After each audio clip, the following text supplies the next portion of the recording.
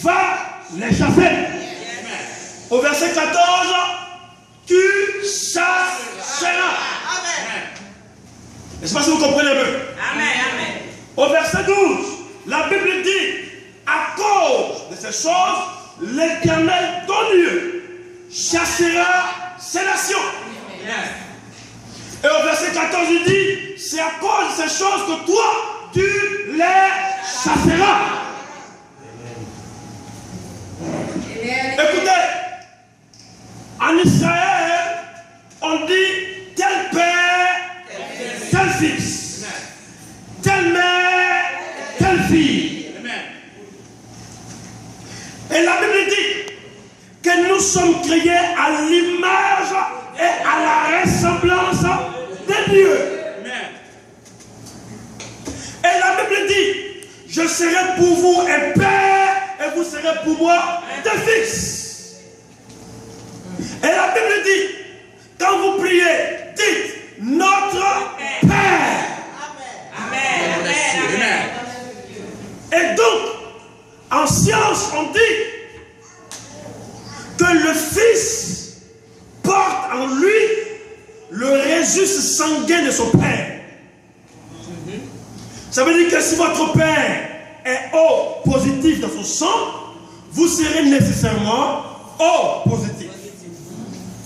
Parce que l'enfant n'a que 5% des gènes de sa mère ou du sang de sa mère.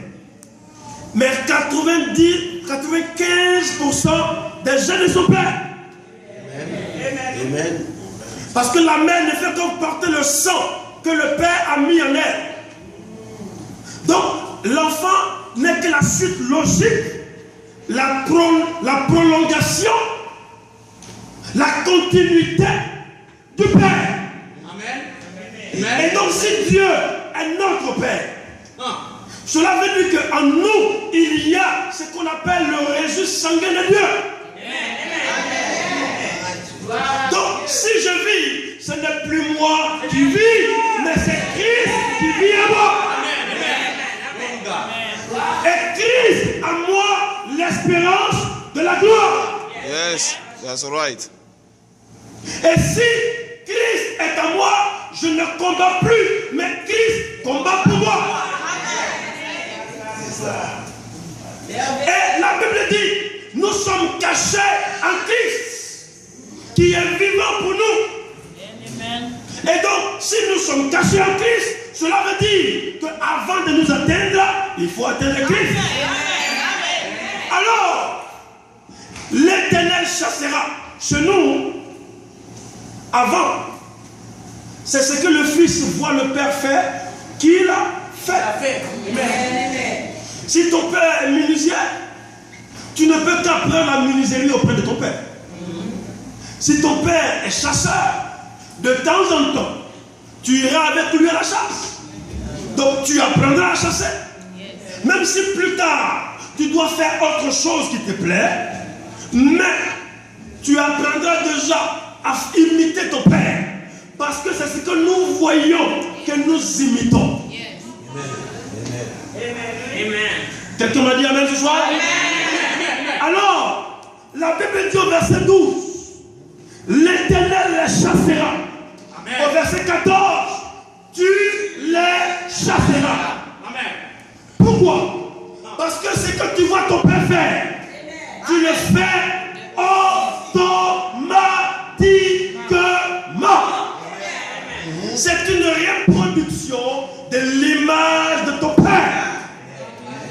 Alors ce soir, si notre Dieu est capable de chasser les démons, est capable de les mettre en déroute, car la Bible déclare que quand notre Dieu se lève, ses ennemis s'enfuient devant sa face. Alors ce soir, quand tu te lèveras, tes ennemis prendront la fuite dans le nom de Jésus-Christ de Nazareth. Ce soir, je suis venu vous dire, nous sommes en guerre. Amen. Et c'est la guerre des étoiles. Amen. La guerre des étoiles. Pourquoi? Parce que la Bible décrit le diable et ses anges comme étant des étoiles. La Bible dit le diable en partant il a pris avec lui le tiers des étoiles de Dieu. Et chaque personne ici a une étoile que le diable veut étouffer. Alors, il y a eu donc une guerre parce que toi, tu es une étoile. Oh, les Anglais le disent si bien. You are a star. Amen. Tu es une étoile. Et tu dois briller.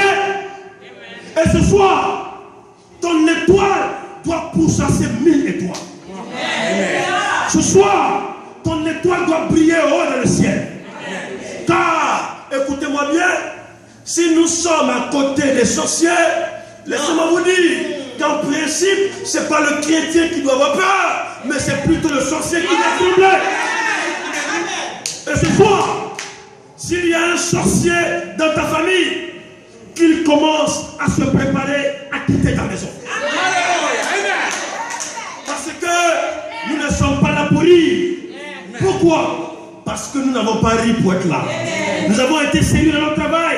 Et notre travail est un travail précis, de précision, de marquage individuel, de marquage au pas, de marquage précis qui nous apporte, qui nous fera remporter la victoire.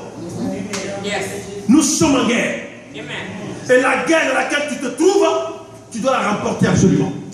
Parce que tu ne combats pas pour avoir la victoire, mais tu combats dans la victoire. Ce soir, nous n'avons pas trop parlé. Mais nous allons beaucoup prier ce soir. Tu vas beaucoup prier ce soir. Si quelqu'un ne prie pas auprès de toi, laisse-le. Occupe-toi de toi-même. Parce que ta vie est ta vie. Amen. Elle n'est pas la vie de quelqu'un. Celui qui rira de toi aujourd'hui, demain nous ferons le bilan. La Bible dit que nous sommes l'image de Dieu. Et si notre Dieu est le puissant guerrier, c'est que nous sommes des puissants guerriers.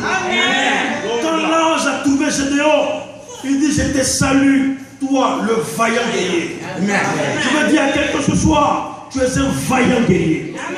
Si les gens t'ont dit que tu ne vaux rien, dis-leur que tu vaux parce que l'Éternel est ta couronne. Si les gens pensent que tu ne peux plus rien, dis-leur que tu peux tout par celui qui te fortifie. Si ce soir, les gens pensaient que tu es mort, dis-leur que mon Dieu est le Dieu de la résurrection. Si les gens t'ont dit que c'est terminé, dis-leur, le temps est arrivé où l'Éternel se lèvera et il parlera à ma faveur. Ce soir, c'est le bon soir. Ce soir est un soir où tu vas prendre, n'est-ce pas, ta force et ta capacité. On ne va pas trop parler.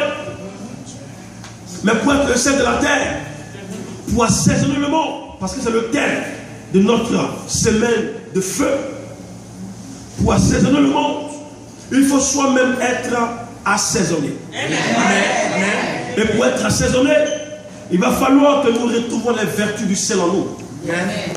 Le sel, il préserve contre la rouille. Le sel préserve contre la pourriture. Le sel préserve contre beaucoup de choses. Alléluia. Mais le sel utile. Parce qu'il y a le sel iodé et il y a le sel non iodé. Il y a la statue de sel comme on l'a prêché hier, l'apôtre Évra de Muriel. Et puis il y a le sel qui assaisonne ta sauce. Ce soir, pour que tu sois un sel qui assaisonne le monde, il va falloir que tu commences à parler au ciel, que tu parles à la terre, que tu parles à l'atmosphère, que tu parles aux eaux, que tu parles aux arbres, que tu parles aux montagnes, que tu parles aux forêts, que tu parles au désert, que tu parles aux rochers, que tu parles à tout ce qui se meut sur la terre, afin que ces choses t'écoutent.